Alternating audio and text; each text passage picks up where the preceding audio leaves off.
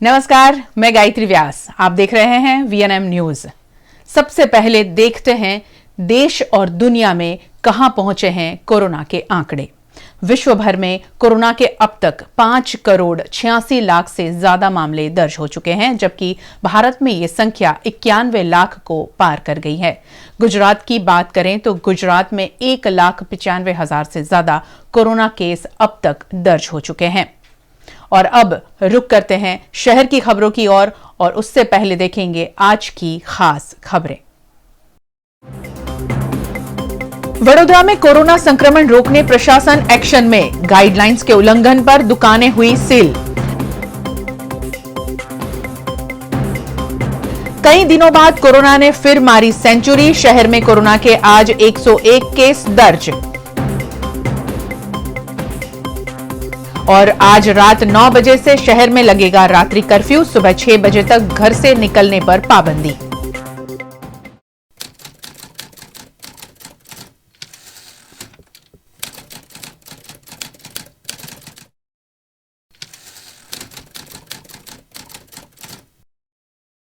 गुजरात में कोरोना की दूसरी लहर की संभावना के बीच शहर में कोरोना गाइडलाइंस का पालन करवाने के लिए प्रशासन ने कमर कस ली है।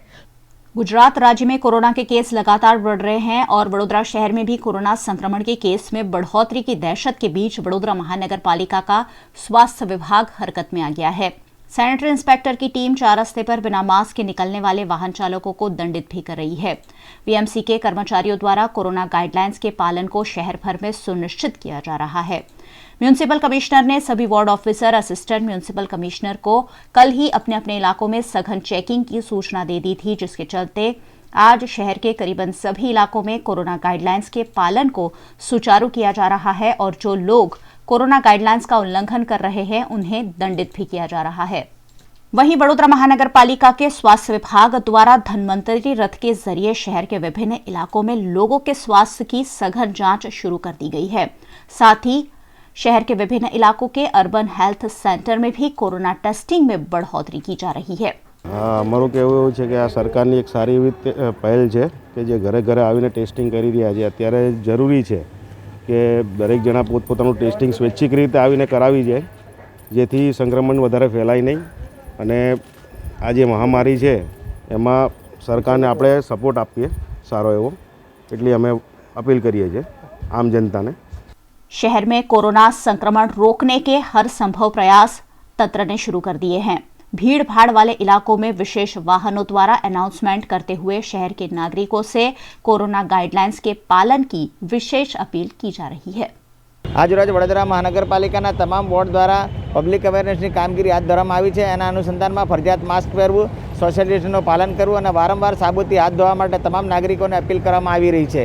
વડોદરા મહાનગરપાલિકાના આરોગ્ય વિભાગ દ્વારા વડોદરા મહાનગરપાલિકા તમામ મુખ્ય રસ્તાઓ, મોલ, મલ્ટી કોમ્પ્લેક્સ અને તમામ સ્લમ વિસ્તારમાં લોકોની જનજાગૃતિ ફેલાય, લોકોમાં અવેરનેસ આવે, સોશિયલ ડિસ્ટન્સનું પાલન થાય, વારંવાર સાબુથી હાથ ધોવાય અને કોરોનાનો સંક્રમણને વ્યાપ વધે નહીં તે માટેના પ્રયત્નો હાથ ધરવામાં આવી રહ્યા છે। આજરોજ વડોદરા મહાનગરપાલિકા તમામ વોર્ડમાં એક એક ગાડી આપવામાં આવેલી છે, લાઉડ સ્પીકર છે, અમારી સાથે ટીમ છે અને અમે તમામ એરિયામાં જનજાગૃતિના અને કોવિડ અવેરનેસની કામગીરી હાથ ધરવામાં આવી રહી છે।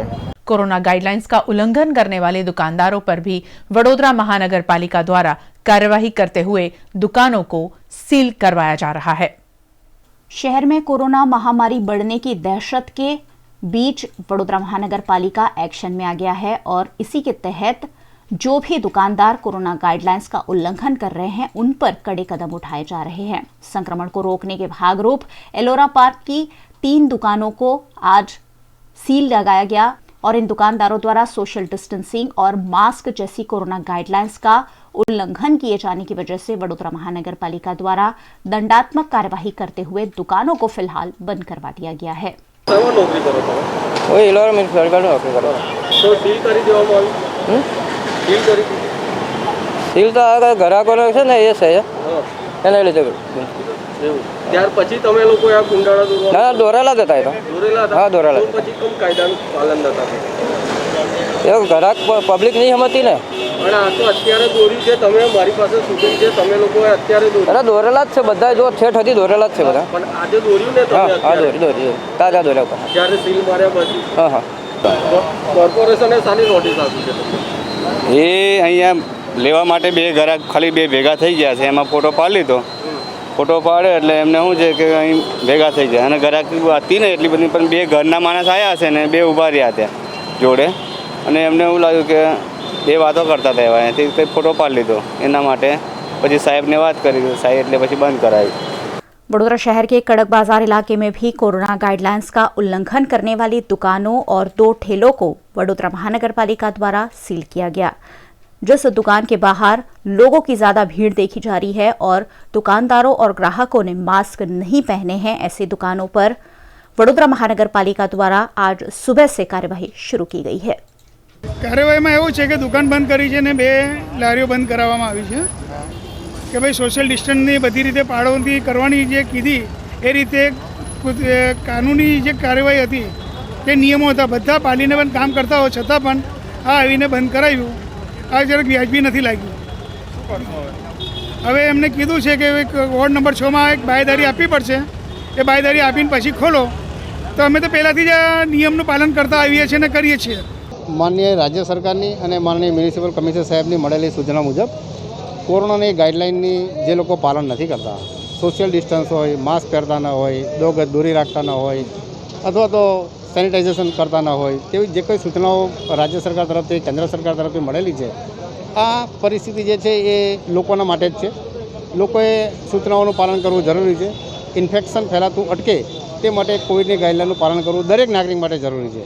જે નાગરિકો, જે ધંધાર્થીઓ આ કોવિડની ગાઈડલાઇનનું પાલન નથી કરતા, તે દુકાનો સીલ કરવાની અને નાગરિકો પાસે માસ્ક વગર જો ફરતા હોય તો તેઓની પાસે દંડની કાર્યવાહી કરવાની સૂચના મળી છે અને તે પ્રમાણે કાર્યવાહી કરવામાં આવે છે. વિસ્તારના કયા કયા બજારોમાં આ કામગીરી હાથ ધરવામાં છે? ક્યાં ક્યાં? આખા વડોદરા શહેરમાં આ કામગીરી છે. કોઈ એક પર્ટિક્યુલર વિસ્તાર નથી. દરેક 12 વોર્ડની અંદર 12 ટીમો, 24 ટીમો આ કાર્યરત છે અત્યારે. જો ગાઈડલાઇનનું પાલન નહીં કરે એના વિરુદ્ધમાં તંત્ર દ્વારા શું કાર્યવાહી કરવામાં આવશે?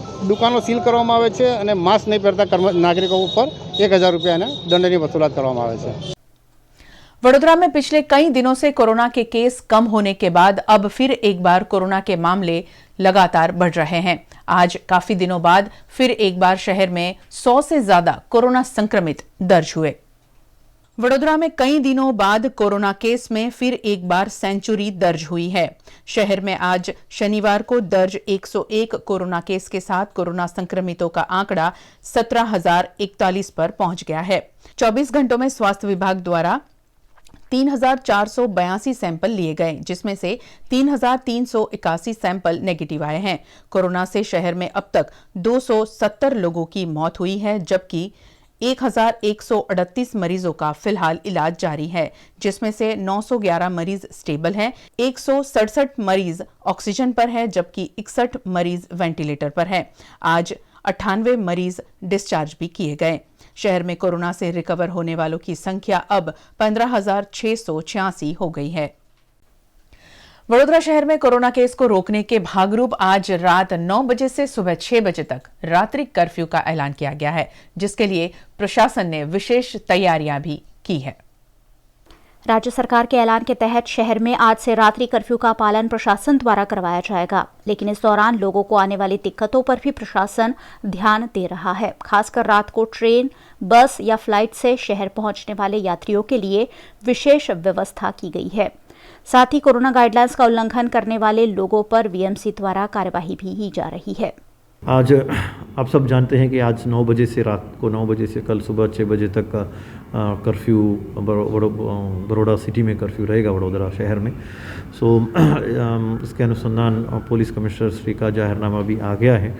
तो हम इसका पहला अवेयरनेस के लिए कल रात से हमारा टीम्स हर एक वार्ड वाइज 1-2 टीम्स हमें कार्यरत किए हैं। लोगों को अवेयर करने का भी हम कोशिश कर रहे हैं और सब जगह पे हमारा टीम्स अभी फील्ड में हैं। जो हमारा वार्ड ऑफिसर्स, हमारा असिस्टेंट म्यूनिसिपल कमिश्नर्स लोगों को समझा भी रहे हैं और जहाँ जहाँ ज़रूर पड़ेगा वहाँ पे दंड का भी कार्रवाई हो रहा है और कुछ दुकानों को भी हमने सील भी किए। अभी तक 10 से 11 दुकानों का सील हुआ है और अभी कार्यवाही चल ही रहा है।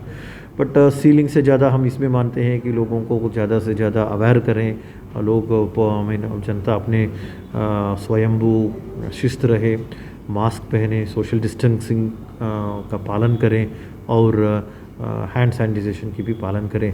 तो मुझे लगता है कि वो कर्फ्यू का भी अच्छा सामलवारी होगा और कोविड का और भी अच्छी तरह से हम नियंत्रण में ला सकते हैं। अभी जो रात का ट्रेन्स होगा, जो कर्फ्यू दरमियान ट्रेन रेलवे स्टेशन या एयरपोर्ट या बस स्टैंड्स में जो भी पैसेंजर्स आएंगे उनके लिए सिटी बसेस वहाँ पे उपलब्ध होगा। सिटी बसेस उनको जिस जगह पे ले जाना है वहाँ पे ले जाने की व्यवस्था कॉरपोरेशन की तरफ से की गई है। आज रात 9 बजे से सुबह 6 बजे तक रात्रि कर्फ्यू के अमलीकरण के लिए वडोदरा शहर पुलिस ने चुस्त पुलिस बंदोबस्त तैनात किया है ताकि शहर वासियों से रात्रि कर्फ्यू का पालन करवाया जा सके। देखिए, शहर पुलिस की ओर से जो एसोसिएशन है, रेस्टोरेंट एसोसिएशन है या फिर मार्केट में जो एसोसिएशन, मार्केट एसोसिएशन या जो अग्रणी है, उनके साथ एक मॉर्निंग से ही बैठक कर ली गई थी। उनको रात के 9 से लेकर 6 बजे तक का जो कर्फ्यू है उसके बारे में पुख्ता जानकारी भी उनको दी गई है।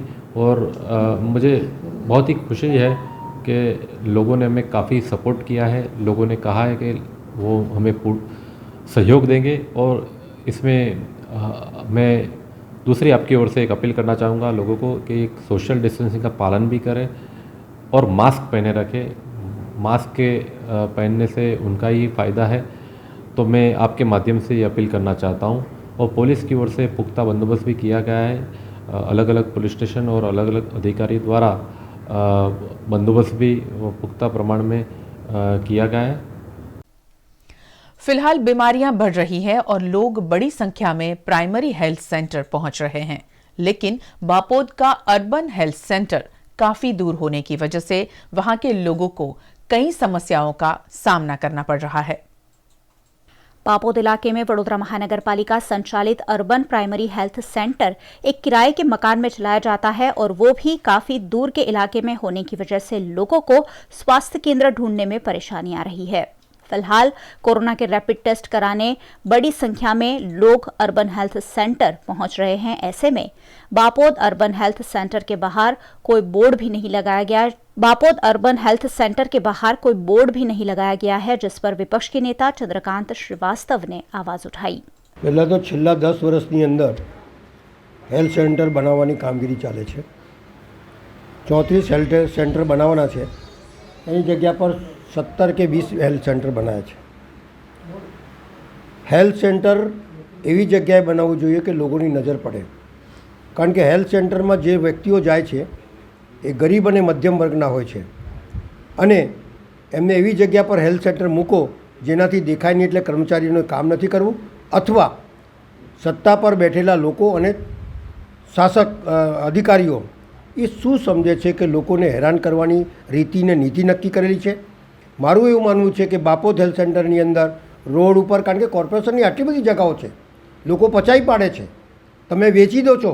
લોકોના ઉપયોગી જે જગ્યા વેચાય નહીં એ જગ્યાઓ તમે પ્લોટો પાડીને વેચી રહ્યા છો, એટલે તમે અનધિકૃત કામ કરી રહ્યા છો। તો આ તો વડોદરા શહેરના નગરજનોના હિત માટે અને એમના હેલ્થ માટે હોય અને જ્યારે કોરોનાની મહામારી ચાલતી હોય ત્યારે હેલ્થ સેન્ટર લોકોની નજરે દેખાય, આંખોથી દેખાય અને તરત એમની ટ્રીટમેન્ટ થાય એવી વ્યવસ્થા થવી જોઈએ એવું મારું સ્પષ્ટ માનવું છે। इस मामले वडोदरा महानगर पालिका के म्यूनिसिपल कमिश्नर पी स्वरूप ने आने वाले कुछ महीनों के भीतर नए अर्बन हेल्थ सेंटर बनाए जाने का भरोसा जताया। ये भाड़े के मकान में अभी चल रहा है, बट एक नया मकान, नया जगह उसमें आइडेंटिफाई किया गया है और उसमें बहुत शॉर्ट समय में वहाँ पे बांधकाम भी शुरू होगा। लगभग 6-7 महीना में वो नया जो अर्बन प्राइमरी हेल्थ सेंटर अपना खुद का मकान बन जाएगा। कोरोना संक्रमण फैलने के डर से रात्रि कर्फ्यू का राज्य सरकार ने ऐलान किया है। साथ ही कोरोना गाइडलाइन का शहर में चुस्ती से पालन करवाया जा रहा है, जिस पर व्यापारियों ने अपनी प्रतिक्रिया दी। गुजरात राज्य में दिवाली के बाद से ही लगातार कोरोना केस बढ़ते जा रहे हैं। उसके बावजूद लोगों में जागरूकता की कमी है। शहर के कई इलाकों में अभी भी बाजारों में लोगों की भीड़ देखी जा रही है। शहर के नागरिकों द्वारा कोरोना गाइडलाइंस का कई जगहों पर पालन नहीं किया जा रहा है। जिस पर अब वडोदरा महानगर पालिका ने लाल आंख की है। जिन दुकानों के बाहर भीड़ देखी जा रही हो उन पर कार्यवाही शुरू की गई है। साथ ही आज रात 9 बजे के बाद दुकानें ठेले बंद करने के भी आदेश व्यापारियों को दे दिए गए हैं। ऐसे में समग्र वडोदरा व्यापार विकास एसोसिएशन के पदाधिकारियों ने मामले पर अपनी प्रतिक्रिया दी। कर्फ्यू जे नाख्यो छे ए बराबर छे, अमे पूरो सपोर्ट छे, कारण के दिवाळीना टाइममां जे वेपारीओनी मागणी हती एमां राज्य सरकारनी मददथी ए लोकोए मनी फ्लो एटलो बधो વધારે બોનસ આપ્યું સારી રીતે, એટલા હિસાબે મની ફ્લોના હિસાબે લોકોને વેપાર ધંધો સારો થયો, પણ સારો એટલે 40-50% વેપાર થયો છે। વેપારી બિચારા લોકો મરી ગયેલા, એમાંથી એ લોકોને જીવ મળ્યો અને અમે લોકોએ સ્વયં બંધ કરવાની તો અમે લોકો વેપારીઓ ના જ પડી હતી, પણ આટલી ખરાબ પરિસ્થિતિમાં રાજ્ય સરકારને અમે જણાવ્યું હતું કે જ્યારે રાજ્ય સરકારને જરૂર હશે તો અમે ચોક્કસ અમને સપોર્ટ આપીશું અને એ લોકોને અમારો પૂરો સહકારમાં અમે લોકો આપીશું।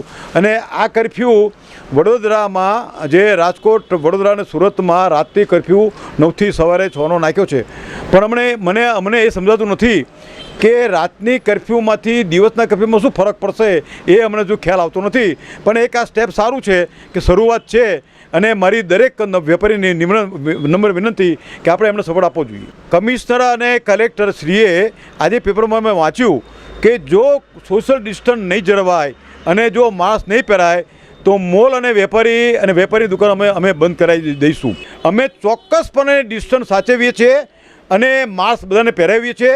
અમારી દુકાનમાં તમે આવો, માસ્ક પણ એક્સ્ટ્રા રાખે છે, કોરોનાના એક સાધનો રાખે છે, ડિસ્ટન્સ જળવાય। હા, તમે વિચાર કરો કે એકદમ લોકો તૂટી પડે, આજે એકદમ ગીર્દી એકદમ દુકાનમાં થઈ જાય, એમાં દુકાનદારનો શું વાંક? આ રસ્તાઓમાં તમે જુઓ કેટલા બધા ફેરિયાઓ, કેટલું બધું, ત્યારે કેમ કોઈ બોલતું નથી કે અમે લોકોને બંધ કરાવીશું? આ એક ખોટું છે। રાત્રિ કર્ફ્યુ જાહેર કર્યો એ પરિસ્થિતિ બગડી જેના કારણે જાહેર કર્યો છે, બરાબર છે, એમનું પગલું આ યોગ્ય ગણાય છે કે ચલો ભાઈ પરિસ્થિતિ ખરાબ થઈ છે, પણ પરિસ્થિતિ ખરાબ થવાનું કારણ શું? હું તો એક જ પૂછું છું એમને, કેમ ખરાબ થઈ? પબ્લિકને કેમ તમે જણાવ્યું નહીં કે આટલા આંકડા ખોટા કેમ તમે ડિક્લેર કર્યા? ખોટા ડિક્લેર કર્યા આંકડા જેના કારણે પબ્લિક બધી નીકળી પડી અને ખરીદી કરવા નીકળી અને આ સંક્રમણ વધી ગયું। તો તમે પહેલેથી સાચા આંકડા આપ્યા હોત તો પબ્લિકથી સંયમથી ઘેરે રહેત અને સંયમથી પોતાનું કામ કરીને પોતે ફરવા ના નીકળત, પણ ખાલી પોતાનું કામ પતાવીને પોતે પોતાના ઘરે કે દુકાને કે ઓફિસે જ્યાં અંદર જતા રહેતા। આજે બિનજરૂરી લોકો નીકળતા હતા, રાત્રે 12 વાગ્યા લગીને દુકાનો ચાલતી હતી, 3-3 વાગ્યાથી દુકાનો લોકો બેસતા હતા, એ બધું ખોટું જ હતું, પણ કેમ કે આંકડા खोटा आया ना हिसाबे। ठंड के बढ़ने के साथ ही शहर में वायरल बीमारियां फैल रही है और ऐसे में अर्बन हेल्थ सेंटर के बाहर कोरोना टेस्टिंग के लिए लोगों की लंबी लंबी कतारें देखने मिल रही है। भले ही शहर में कोरोना केस में मामूली इजाफा हुआ है, लेकिन देश भर में कोरोना की दूसरी लहर की संभावना जताई जा रही है। ऐसे में शहर में एहतियात के तौर पर कोरोना टेस्टिंग बढ़ा दी गई है। ठंड बढ़ने के साथ ही लोगों में सर्दी, जुकाम और बुखार जैसे लक्षण भी देखे जा रहे हैं। यही वजह है कि लोग बड़ी संख्या में urban health centre corona testing के लिए पहुंच रहे हैं। दिवालीपुरा के अर्बन हेल्थ सेंटर पर कोरोना टेस्टिंग के लिए पहुंचे हुए लोगों की कतारें देखने मिली। હું અર્બન સેન્ટરમાં આવેલો છું અને સ્વૈચ્છિક રીતે હું કોવિડનું ટેસ્ટ કરવા માગું છું, કારણ કે હું કંપનીમાંથી આવું છું। અમારે કંપનીના બધા કંપનીઓમાં કામ કરવાનું હોય છે, એટલા માટે હું સ્વૈચ્છિક રીતે આ કોવિડનો ટેસ્ટ કરવા માગું છું। હું તો કહું છું બધા નાગરિકોએ સ્વૈચ્છિક આ રીતે કરાવો તો સારું રહે અને પોતાના જે બી વોર્ડમાં છે એ ત્યાં જઈને કરાવે તો બહુ જ સારું કહેવાય। લાગે છે કે આજે પેકેજમાં લીધે અત્યારે ભીડ જોવા મળશે? યસ, ચોક્કસ, કારણ કે અત્યારે શું છે, લોકો ડિસ્ટન્સ નથી જાળવી શકતા અને મેં તો કહું છું કે જે બી દુકાનો પર ડિસ્ટન્સ નથી જાળવી શકતા એને સીલ જ કરી દો અમદાવાદ જેવું। और अब रुकते हैं एक छोटे से ब्रेक के लिए। ब्रेक के बाद खबरों में बहुत कुछ है बाकी, आप बने रहे हमारे साथ। Paneri ethnic and stylist short and long kurtis, leggings, Patiala, palazzo और पैंट की ढेरों वैरायटीज के साथ पानेरी में है इनरवेयर का भी कलेक्शन। अमांटे, ट्रायम, लेनिसा, जॉकी, लिबर्टी वर्ल्ड जैसी इंटरनेशनल ब्रांड के साथ स्वीट ड्रीम, सोनाली, ट्राइलो, एनामोर, लावण्य और जूलियट ब्रांड भी। और हाँ, पानेरी में अब अवेलेबल है मेंस अंडरगारमेंट्स, मेंस नाइटवेयर और मेंस स्पोर्ट्सवेयर भी। पानेरी 10 राजनगर सोसाइटी नियर कलश circle, Akota stadium road, Vadodara. 19 नवंबर से 25 नवंबर तक नेशनल हेरिटेज वीक मनाया जाता है। खूबसूरत इमारतों को देखना, उसके बारे में बातें करना, मगर उसको संजो कर रखने के लिए शायद हम नहीं सोचते हैं। हमारे वडोदरा शहर की विरासत को, धरोहर को हमें संभालना है, संजोना है। बड़ौदा में बहुत सारी पुरानी बिल्डिंग्स भी टूट रही है जी। तो ऐसा जब कभी होता है तो लोगों को साथ में आके काम करना चाहिए। गवर्नमेंट को यही चाहिए होता है कि लोग इकट्ठा ही ना हो, ताकि विरोध भी ना हो और उनका काम भी हो जाए। पेड़ों के प्रति हमको आस्था जन्मे, उसको बचाए, उसको समझे कि नहीं इसका तो इतने सालों का कंट्रीब्यूशन है, ये पेड़ तो हमें 3 या 4 पीढ़ियों से ये सर्विस दे रहा है। रिकॉग्नाइज करे उसकी सर्विस को और उसको बचाने की कोशिश करे। क्या हम वडोदरा की विरासत को बचा पाएंगे? देखिए ये विशेष चर्चा रविवार रात 9 बजे इन डैन केबल पर, VNM टीवी यूट्यूब चैनल और VNM टीवी फेसबुक पेज पर। पारुल यूनिवर्सिटी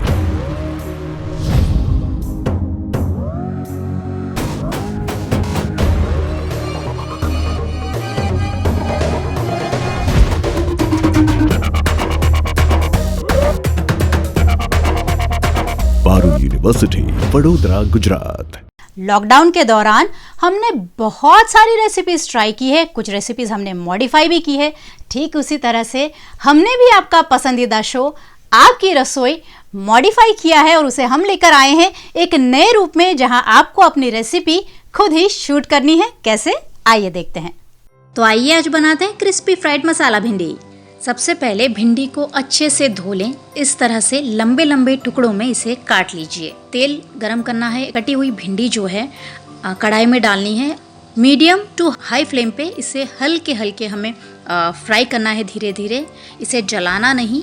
आप देख सकते हैं इसका कलर थोड़ा सा चेंज हुआ है और भिंडी थोड़ी सी जो है वो श्रिंक हो गई है। और उसके बाद आप सारी भिंडी पेपर नैपकिन पे निकाल लीजिए ताकि वो एक्स्ट्रा ऑयल जो है वो सोक कर लें। और अब करना है मसाला। हम डालेंगे नमक, लाल मिर्ची पाउडर, अगर आप तीखा खाते हैं तो ये रेड चिली पाउडर थोड़ा ज़्यादा डाल सकते हैं, और आमचूर पाउडर। बस ये 3 मसाले हमें डालने हैं। बस मिक्स कर लेना है। क्रिस्पी फ्राइड मसाला भिंडी खाने को तैयार है। तो देखा आपने कितना आसान है अपनी रेसिपी को मोबाइल के ज़रिए शूट करना। लेकिन आपको कुछ बातों का ध्यान रखना है कि जब आप अपनी रेसिपी मोबाइल के ज़रिए शूट कर रहे हैं तो वो शूट आपको हॉरिजॉन्टली करना है, और दूसरा अपनी रेसिपी के बारे में खुद ऑन स्क्रीन हमारे दर्शकों को कुछ बताना भी है, ताकि हम आपको और आपकी जायकेदार रसोई को सभी के रसोई तक पहुंचा सके। तो इंतजार किस बात का, फटाफट वीडियो शूट करके स्क्रीन पे दिख रहे नंबर पर हमें ज़रूर भेजें। लेटेस्ट खबरों के लिए यूं ही देखते रहिए VNM न्यूज़, और हाँ, VNM टीवी की यूट्यूब चैनल को लाइक, शेयर और सब्सक्राइब जरूर करें। और हाँ, इस बेल आइकन को दबाना ना भूलें। इसे प्रेस करते ही आपको मिलेगी VNM टीवी यूट्यूब चैनल की सारी नोटिफिकेशंस और आप रहेंगे खबरों से अपडेटेड। वीरपुर के जलाराम बापा की आज 221वीं जन्म जयंती है, लेकिन कोरोना महामारी के चलते उनकी जन्म जयंती को बड़ी ही सादगी के साथ आज मनाया गया। भूखे को भोजन का मंत्र देने वाले वीरपुर के संत जलाराम बापा देश विदेशों में पूजे जाते हैं और हर वर्ष उनकी जन्म जयंती श्रद्धा और उत्साह के साथ मनाई जाती है। लेकिन इस वर्ष लगे कोरोना के ग्रहण के चलते जलाराम मंदिरों में भाविक भक्तों की भीड़ नहीं देखी जा रही। कारेलीबाग के जलाराम मंदिर में भी सिर्फ आमंत्रित भक्तों को ही बापा के दर्शन का लाभ दिया गया, जबकि अन्य भक्तों के लिए बाहर स्क्रीन पर आरती समेत के लाइव दर्शन की व्यवस्था मंदिर प्रबंधन द्वारा की गई। यहां सोशल डिस्टेंसिंग और मास्क जैसी कोरोना गाइडलाइंस का पालन भी किया गया। आज जलाराम बापाने 221મી જન્મજયંતિ છેલ્લા 50 વર્ષથી ઉજવવામાં આવે છે। કોરોના મહામારીને કારણે આ વર્ષે એકદમ સાદગીપૂર્વક ઉજવવામાં આવી છે। પબ્લિક દર્શનાર્થીઓને તકલીફ ના પડે એના માટે આજુબાજુ 2 સ્ક્રીન લગાવેલા છે, જેથી પબ્લિક શાંતિથી દર્શન કરીને નીકળી શકે। દરેક પબ્લિકને ડિસ્ટન્સ સેનિટાઈઝર ઉપયોગ કરવાનો ખાસ ને માસ્ક તો ફરજિયાત લાગવાનું કર્યું છે। संत श्री जलाराम बापा का जन्म सन 1865 में हुआ था और वो हमेशा साधु संतों की सेवा में मग्न रहते थे। उनकी जन्म जयंती पर हर बार मेले समेत के कई बड़े बड़े धार्मिक आयोजन होते हैं, लेकिन इस वर्ष फैली कोरोना महामारी के चलते झगड़िया के जलाराम मंदिर में भी सिर्फ महाआरती और पादुका पूजन का आयोजन किया गया। सादगी के साथ जलाराम बापा की जन्म जयंती मनाते हुए श्रद्धालुओं ने कोरोना महामारी से निजात दिलाने की कामना की। जलाराम जयंती निमित्ते दर वर्षनी जेम मंदिर में दर वर्षे शोभायात्रा, पादुका पूजन, महाप्रसादीનું આયોજન થતું હતું, જેમાં હજારો ભાવિક ભક્તો લાભ લેતા હતા। પરંતુ ચાલુ સાલે કોરોના મહામારીને કારણે સરકારશ્રીની ગાઈડલાઈન મુજબ આજ રોજ જલારામ જયંતીની નિમિત્તે માત્ર મંદિરમાં પાદુકા પૂજન તથા આરતીનું આયોજન થયું હતું, જેમાં ભક્તોએ સરકારશ્રીના ગાઈડલાઈન મુજબ લાભ લીધો અને પ્રસાદની વહેંચણી પણ પેકિંગ કરીને કરવામાં આવી। कोरोना समीक्षा के लिए गुजरात आई केंद्र की स्वास्थ्य विभाग की टीम अहमदाबाद के बाद वडोदरा पहुंची और यहां उन्होंने जिलाधीश के साथ समीक्षा बैठक करते हुए कोरोना स्थिति का जायजा लिया। गुजरात में बढ़ते जा रहे कोरोना केस की गंभीरता को ध्यान में रखते हुए केंद्र की टीम गुजरात आई है। अहमदाबाद का दौरा करने के बाद केंद्र की टीम वडोदरा पहुंची। केंद्र सरकार की इस टीम ने वडोदरा के ओएसडी डॉक्टर विनोद राव और जिलाधीश शालिनी अग्रवाल समेत के अधिकारियों से वडोदरा में कोरोना की स्थिति पर जानकारी हासिल की। अहमदाबाद में लगाए गए संपूर्ण कर्फ्यू के बाद अन्य शहरों में भी लोगों को फिर से लॉकडाउन का डर सता रहा है। ऐसे में दिवाली में शहर आए लोगों ने अपने अपने घर जाने के लिए बस डिपो पर भीड़ लगाई। गुजरात में बढ़ रहे कोरोना केस के मद्देनजर राज्य के 4 बड़े महानगरों में आज से रात्रि कर्फ्यू लगा दिया गया है। वहीं अहमदाबाद में तो 2 दिनों का संपूर्ण कर्फ्यू है। ऐसे में दिवाली वेकेशन में शहर में आए लोग अपने अपने घर जाने के लिए बेकरार है और उसी के चलते बस डिपो पर लोगों की भारी भीड़ देखने मिल रही है। यहाँ सोशल डिस्टेंसिंग तो नदारद है ही, कुछ यात्री तो बिना मास्क पहने भी बस डिपो पर टहल रहे हैं। ऐसी लापरवाही आने वाले दिनों में कोरोना संक्रमण को बढ़ावा दे सकती है। मैं आया हूँ नवसारी से, यहाँ बड़ौदा से ही हूँ मगर नवसारी जा रहा हूँ। आज गैस को यहाँ तकलीफ़ हो रही है क्योंकि जो ये लॉकडाउन कर दिया है आज रात से, तो यहाँ पे आने जाने का तो बंद हो जाएगा, तो गेस्ट को अपने घर तो जाना पड़ेगा ना। जो वतन से यहाँ पे आए आज तुरंत ये ले लिया है डिसीज़न, तो ये थोड़ा गलत है थोड़े दिन के लिए। मगर जो ट्रांसपोर्ट सेवा है वो तो चालू रखनी चाहिए थी ना। रात से यहाँ पे बंद है, इसलिए अभी तत्काल में टिकट करे और उनको भेज रहे हैं। अगर फिर से पहले जैसा लॉकडाउन हो गया तो हमको तो यहाँ तकलीफ हो जाएगी, खाने पीने के वांदे हो जाएंगे। अगर हम लोग रहेंगे तो दूसरे के घर कितने दिन रहेंगे। मकरपुरा जीआईडीसी की निजी कंपनी द्वारा वेतन देने में भेदभाव किया जाता होने के आरोप के साथ कर्मचारियों ने आज हड़ताल कर दी। मकरपुरा जीआईडीसी के प्लॉट नंबर 912 बी में कार्यरत इकोमैन क्रॉसिंग स्क्रीनिंग प्लांट कंपनी के 2 यूनिट है, जहां 200 से ज्यादा कर्मचारी काम करते हैं। हर वर्ष इन कर्मचारियों के वेतन में नियम के मुताबिक बढ़ोतरी की जाती है, लेकिन इस वर्ष वेतन बढ़ोतरी में पक्षपात किया गया है। ऐसे आरोप के साथ 100 जितने कर्मचारियों ने हड़ताल करते हुए नारेबाजी कर न्याय दिए जाने की मांग की। અમારી એક જ સમસ્યા છે કે આટલા વર્ષોથી અમે 10 થી 15 વર્ષથી કામ કરીએ છીએ અને એક જ વસ્તુ માટે લડત લડીએ છીએ કે પગાર વધારો બસ। તો આ વખતે જે અમને જે પગાર વધારી નાલ્યો છે તે અમને યોગ્ય લાગ્યું નથી। એના માટે આ બધા વર્કરો મારા જે સાથી છે એ 2 યુનિટ છે, અમારી 2 યુનિટના વર્કરો અહીંયા ઊભા છે, એના માટે લડીએ છીએ કે પગાર અમને જે આલ્યો એ યોગ્ય લાગ 2, 5, 3 રૂપિયા આલ્યા છે એ અમને ઠીક લાગ્યું નથી। અમારી માંગણી વધારે પણ નથી, 50 થી 40 રૂપિયા વધવા જોઈએ દર વર્ષે બસ। બીજું અમારે કશું નથી કંપની જોડે, આટલા જ માટે અમે લડીએ છીએ અને આ જ વસ્તુ માટે લડતા રહીશું। દિવાળી સુધી તમને પગાર વધારીશું, પછી દિવાળી પછી કે હવે દિવાળીની રજા છે તો દિવાળી પછી તમારું વધારીશું। પછી અમે દિવાળી પછી અમે અંદર એચઆરમાં વાત કરવા ગયા તો અમને ચોખ્ખું એવું કહી દીધું કે ભાઈ અમને સાહેબે ના પાડી દીધી કે પગાર નહીં વધે, જે છે તમને આ છે બસ। એવું થાય છે સ્લીપમાં અમને ડબલ લખીને આપે છે ઓવરટાઈમ સિંગલ। આ 2014-15 થી એવું થાય છે, અમને એગ્રીમેન્ટ જ નહીં હાલતા। સ્ટાફવાળાને બધાને ઓફિસ સ્ટાફવાળા બધા કામ કરે છે, એમને બધું ટાઈમ પર 3000-4000 મળે, પણ વર્કરોને 1 રૂપિયા 2 રૂપિયા 3 રૂપિયા આપે છે। સ્લીપમાં બી ખોટું કરે છે અમારા જોડે। ટૂર પર મોકલે, કારીગર તરીકે સાઇટ इंजीनियर કરી મોકલે છે, કારીગરને મોકલે છે, પણ इंजीनियर કોઈ મોકલતા નહીં। હા, અમારે તો ન્યાય કરે આ લોકો બધા કરે। अहमदाबाद में संपूर्ण कर्फ्यू के चलते एक्सप्रेस हाईवे को बंद रखने की खबरें आ रही थी, लेकिन अहमदाबाद में कर्फ्यू के बावजूद एक्सप्रेस हाईवे पर जब हमारी टीम पहुंची तब वहां सुचारू ट्रैफिक देखने मिला। દિવાળી બાદ જે ગુજરાતમાં કોરોનાએ એક મોટો ઉછાળ લઈ લીધો છે, જેના કારણે તમામ અમુક શહેરોમાં ગુજરાતના જ્યાં કર્ફ્યુ અને લોકડાઉન જેવી સ્થિતિ કરવામાં આવી છે। જે આપણે વાત કરીએ વડોદરા શહેરની, તો વડોદરામાં રાત્રે 9 થી સવારના 6 વાગ્યા સુધી કર્ફ્યુ એલાન કરવામાં આવ્યો છે। તેમજ અમદાવાદમાં પણ શનિ રવિ સંપૂર્ણ કર્ફ્યુ રાખવામાં આવ્યો છે। આજ સવારે વડોદરા અને અમદાવાદને જોડતો એક્સપ્રેસ હાઈવે જે બંધ કરવામાં આવ્યો હતો, ફક્ત સરકારી વાહન અને ઇમરજન્સી વ્હીકલ માટે હતું, પણ હાલ આપણે જે સ્થિતિ જોઈ શકીએ છીએ કે હાલ એ એક્સપ્રેસ હાઈવે છે શરૂ કરી દેવામાં આવ્યો છે અને પ્રાઇવેટ વ્હીકલ પણ हाल शुरू થઈ ગયા છે અહીંયા।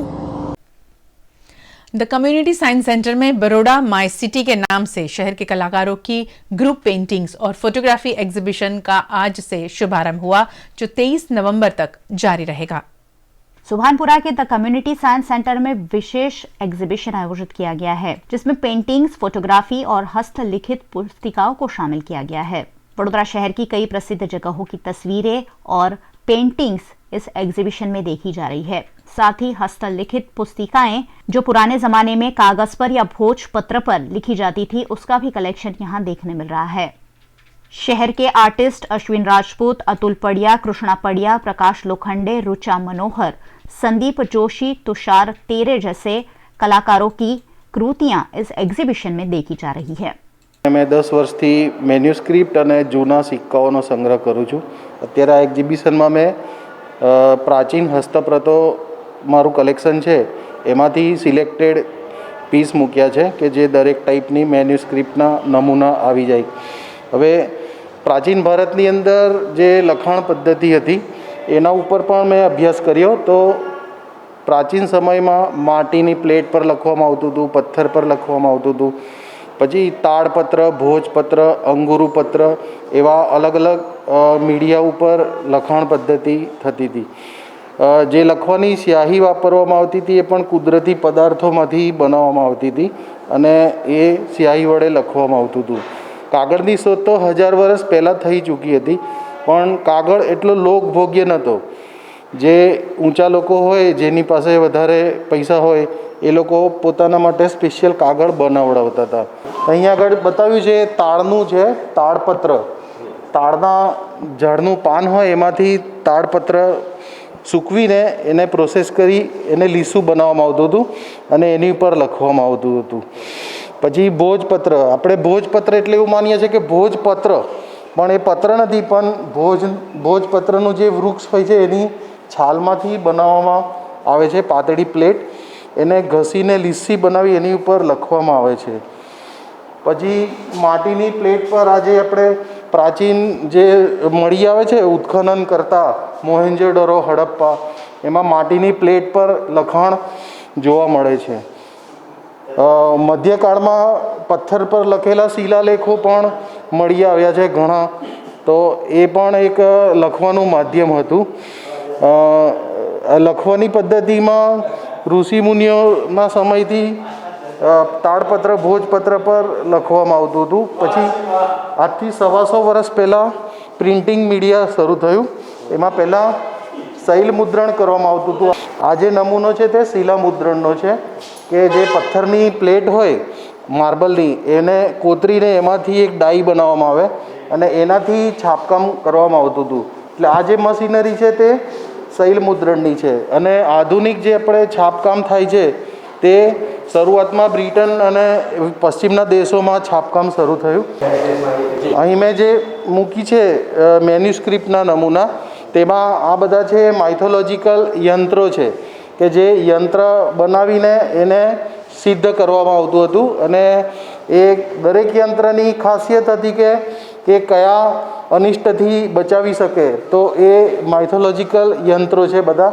આ બધા મેન્યુસ્ક્રિપ્ટ છે અહીંથી અહીં સુધીના, તે બધા જૈન ધાર્મિક ગ્રંથો છે। એમાં સૌથી જૂનો ગ્રંથ છે આ સંવત 1615માં બનેલો 500 વર્ષ જેટલો જૂનો ગ્રંથ છે। આ જે ગ્રંથ છે એની લખવાની સ્ટાઇલ એવી છે કે મોટા અક્ષરથી લખેલો શ્લોક છે, એની નીચે નાના અક્ષરથી એનો ભાવાર્થ લખવામાં આવ્યો છે। દરેક લેખક પોતાની આગવી સ્ટાઇલથી ગ્રંથ લેખન કરતો હતો। એમાં ભાષા ધારો કે જૈન છે તો એ પ્રાકૃત ભાષામાં છે, આ ગુજરાતી ભાષામાં છે। લેંગ્વેજ બધી અલગ અલગ છે, પણ જે લિપિ છે સ્ક્રિપ્ટ એ દેવનાગરી લિપિમાં લખાયેલું છે। આ બધા છે રજવાડાઓના દસ્તાવેજ છે, એમાં ખાસ કરીને વડોદરાના દસ્તાવેજ આ કપડા પર લખેલા દસ્તાવેજ છે અને આ વચ્ચે છે તે કાગળ પર લખેલા છે। कम्युनिटी साइंस सेंटर पिछले 6 सालों से, जब से मतलब बड़ौदा पीपल्स हेरिटेज फेस्टिवल शुरू हुआ है, तब से हम लोग इसमें पार्टिसिपेट कर रहे हैं या ज्वाइन कर रहे हैं अपने हैंड। इस बार भी हमने पुलिस परमिशन से बाकायदा एग्जीबिशन यहाँ पे रखे हुए हैं, जिसमें 2 टाइप के एग्जीबिशन है। एक है जो पेंटिंग एंड फोटोग्राफी का एग्जीबिशन है, जिसमें अलग अलग बड़ौदा के आर्टिस्ट लोगों ने पार्टिसिपेट किया हुआ है, और दूसरा है हस्तलिखित जो अवेलेबल है मैन्यूस्क्रिप्ट्स पुराने, तो उसका हर्षद भाई कड़िया नाम के कलेक्टर है, उन्होंने रखा हुआ है। तो इस तरह के 2 एग्जीबिशन रखे हुए हैं। इसके अलावा मैं खुद संडे को सुबह मतलब कल एक ट्री वॉक करवा रहा हूँ, जो हेरिटेज ट्रीज़ है हमारे सयाजी बाग के, वो बैंड स्टैंड से शुरू होगा, वो मैं करवाने वाला हूँ 7:30 से 9:30 बजे तक। और एक प्रोग्राम हम लोग कर रहे हैं वेबिनार, जिसमें चंद्रशेखर पाटिल के साथ मैं वेबिनार की बात करूँगा कि बड़ौदा का हेरिटेज क्या है, उसमें हमारा कल्चर क्या था, हम लोग कैसे पहले रहा करते थे, अभी क्या हुआ है, अब बड़ौदा कैसा है। तो इस नज़रिए से मतलब हमको क्यों अजीब लग रहा है ये सारी चीज़ें, क्योंकि हम लोग इससे दूर हो रहे हैं। तो ये हेरिटेज फेस्टिवल सेलिब्रेशन का पर्पज़ यही है कि हम लोग बड़ौदा का एक बर्थडे जैसा तो सेलिब्रेट करते ही है कि बड़ौदा को फॉर्म होके 509 साल हो गए, जैसे अभी दौलताबाद जो था तब से लेके अगर शहर की बात करें तो ये एक है मौका कि हम लोग वर्ल्ड हेरिटेज वीक के साथ बड़ौदा का भी पीपल्स का हेरिटेज, जिसमें लोग पार्टिसिपेट कर रहे हैं अपने एग्जीबिशन, अपने कलेक्शन दिखाने के लिए। जैसे आप पीछे देख सकते हो, मैंने भी अपना एक हुनर यहाँ पे बताया है आपको, कि जिसमें एक तो पेंटिंग है, 2 पेंटिंग रखे हुए हैं। हर एक आर्टिस्ट से हमने 2 पेंटिंग या तो 2 फोटोग्राफ इस तरह का मांगा हुआ है। तो ये काला घोड़ा ब्रिज है जो रियलिस्टिक जैसा दिखता है आपको, उसको मतलब विश्वामित्री नदी के बैंक पे बैठ के मैंने बनाया हुआ है। और दूसरा पेंटिंग है जो सिर्फ ब्लैक इंक से बना हुआ चीज़ है, इसलिए ब्लैक एंड वाइट दिख रहा है। ये है हमारा सरदार प्लानिटोरियम सयाजी बाग का ही। तो ये चीज़ें 2 ऑब्जेक्ट है हमारे बड़ौदा को रिप्रेजेंट करते हैं, इसलिए मैंने यहाँ पे एग्जीबिशन में रखे हुए हैं। ये बनाने में वैसे ज़्यादा समय नहीं लिया है मैंने, करीबन 1.5 घंटा यहाँ पे लगा था, और ये बनाने में तो मुझे शायद आधा घंटा ही लगा हुआ है। तो इस तरह का भी हम हमारे हुनर को भी एक्सप्रेस कर सकते हैं, और ये हेरिटेज को भी हम लोग डिपिक्ट करते हैं कि हमारे बड़ौदा में क्या क्या चीज़ है। काला घोड़ा जैसे हमको पता है कि 1890 का भी मतलब ये ब्रिज मौजूद था, तब उसका हुलिया अलग था, लेकिन अभी जो प्रेजेंट सिचुएशन में कैसा दिखता है, तो वो मैंने बनाने का प्रयत्न किया। अंकलेश्वर के ग्रामीण इलाके में 5 साल की बच्ची पर दुष्कर्म करने वाले आरोपी की पिटाई लोगों ने इस कदर की कि आरोपी की मौत हो गई। अंकलेश्वर में 5 साल की बच्ची के साथ दुष्कर्म करने वाले आरोपी से पीड़ित की बच्ची के पिता समेत के आक्रोशित लोगों ने जमकर मारपीट की। 5 साल की बच्ची के साथ दुष्कर्म करने वाले आरोपी को लोगों ने इतना पीटा कि सिविल अस्पताल में इलाज के दौरान आरोपी की मौत हो गई, जिसके चलते पुलिस ने मारपीट करने वाले बच्चे के पिता समेत के लोगों पर मामला दर्ज कर बच्ची के पिता की गिरफ्तारी भी की है। वहीं 5 साल की बच्ची को जांच के लिए अस्पताल में भर्ती कराया गया है। और अब देश और दुनिया की खबरें देखते हैं, खबरें फटाफट में।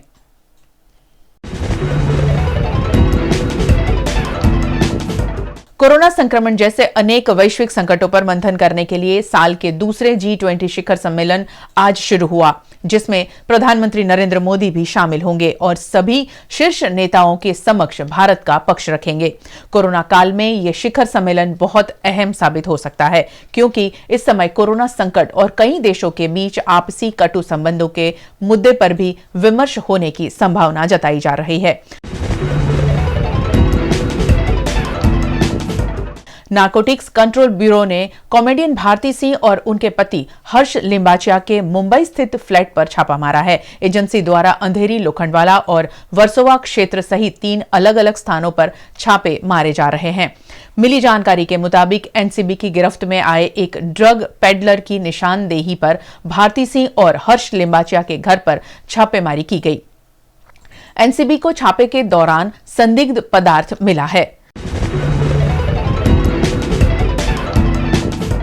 अफगानिस्तान की राजधानी काबुल शनिवार को हुए सिलसिलेवार धमाके से दहल गई। ये धमाके शहर के बीचों बीच स्थित घनी आबादी वाले ग्रीन जोन और उत्तरी इलाके में हुए। आंतरिक मंत्रालय के प्रवक्ता तारिक आरियान ने कहा, आतंकवादियों ने काबुल शहर पर 23 रॉकेट दागे हैं। उन्होंने कहा, शुरुआती जानकारी के मुताबिक 8 लोग शहीद हो गए हैं और 31 अन्य घायल हैं। तारिक ने तालिबान पर हमले का आरोप लगाया है। कोरोना वायरस दुनिया भर में अपना कहर बरप रहा है। दूसरी तरफ अब कोरोना वायरस को नेताओं पर लेटर बम की तरह इस्तेमाल करने की बात सामने आ रही है। अंतर्राष्ट्रीय एजेंसी इंटरपोल ने दावा किया है कि दुनिया भर के दिग्गज राजनीतिक शख्सियतों को कोरोना संक्रमित चिट्ठी के जरिए निशाना बनाया जा सकता है। इंटरपोल ने दुनिया भर की सुरक्षा एजेंसियों को गंभीर चेतावनी दी है।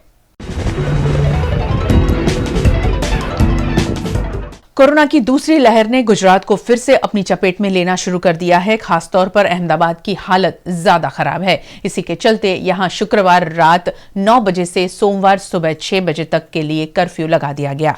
कर्फ्यू के पहले दिन पूरे शहर में सन्नाटा नजर आया। सड़कों पर नाम मात्र की आवाजाही देखी गई। वहीं संवेदनशील इलाकों में पुलिस की पेट्रोलिंग भी जारी रही। अहमदाबाद समेत पूरे गुजरात में कोरोना के केस बढ़ने से 4 शहरों में रात्रि कर्फ्यू लगा दिया गया है। उसके बावजूद भाजपा के नवनियुक्त विधायक और सरकार के मंत्री रैली का आयोजन कर भीड़ एकत्रित करने से बाज नहीं आए। भाजपा के विधायक आत्माराम परमार और मंत्री गणपत वसावा ने कोरोना काल के दौरान मांडवी के करंज गांव में रैली का आयोजन किया, जिसका वीडियो सोशल मीडिया पर वायरल हो रहा है और जनता में इस वीडियो के चलते काफी रोष देखने मिल रहा है। वडोदरा के जेतलपुर रेलवे गरनाला निकट से गुजर रहे व्यापारी की बाइक में आग लग जाने से हड़कंप मच गया। हाथीखाना में कपड़ा का शोरूम चलाने वाले मुनाफ शेख अपनी बाइक पर गुजर रहे थे। उस दौरान बाइक में स्पार्क होने से बाइक आग की चपेट में आ गई। हादसे में बाइक सवार बाल बाल बच गया, जबकि आग की चपेट में बाइक जलकर खाक हो गई। फायर ब्रिगेड ने मौके पर पहुंचकर आग पर काबू पा लिया। विश्वामित्री से लालबाग जाने वाले ब्रिज पर एक वर्ना कार पलट गई, जिसमें कार चालक घायल हुआ है। घायल कार चालक को इलाज हेतु अस्पताल ले जाया गया। हादसे के चलते लोग बड़ी संख्या में मौके पर इकट्ठा हो गए। भरूच के झगड़िया में 6 नवंबर को युवक का शव पेड़ से टंगा हुआ बरामद हुआ था। इस मामले पुलिस ने एक आरोपी को गिरफ्तार किया है। मृतक किरण वसावा के आरोपी सुनील वसावा की पत्नी के साथ अवैध संबंध होने की जानकारी सामने आई है और उसी सिलसिले में हत्या को अंजाम दिया गया होने की बात भी सामने आई है। इस मामले में झगड़िया पुलिस आगे की जांच कर रही है। बढ़ते जा रहे कोरोना केस के बीच करजन सब्जी मंडी में गंदगी का साम्राज्य देखने मिल रहा है। एक और कोरोना संक्रमण रोकने के हर संभव प्रयास किए जा रहे हैं। वहीं करजन नगर पालिका द्वारा गंदगी हटाने में लापरवाही बरती जा रही है। मार्केट में सड़ी हुई सब्जियां, फल फूल से गंदगी फैल रही है और करजन में बीमारियां फैलने का डर लोगों को सता रहा है, जिसे हटाना बहुत जरूरी हो गया है। छोटाउदेपुर के पावीजेतपुर तालुका के रायपुर गांव में बीती रात एक तेंदुए का बच्चा गहरे कुएं में गिर गया। तेंदुए के बच्चे ने कुएं से निकलने के प्रयास भी किए, लेकिन वे बाहर नहीं निकल पाया। घटना की जानकारी पाकर वन विभाग के अधिकारी मौके पर पहुंचकर तेंदुए के बच्चे को रेस्क्यू कर उसे जंगल में छोड़ाए। पंचमहल जिला में कलेक्टर की अध्यक्षता में कोरोना समीक्षा बैठक आयोजित की गई, जिसमें जिला कलेक्टर द्वारा गोधरा समेत के सभी तालुका में पुलिस और स्वास्थ्य विभाग के संकलन में कोरोना गाइडलाइंस के पालन को सुनिश्चित किया जाएगा। साथ ही गाइडलाइंस के उल्लंघन पर लोगों को दंड भी किया जाएगा। जो लोग बिना मास्क के घूमते हुए नजर आएंगे, उनका फौरन कोरोना टेस्ट भी किया जाएगा।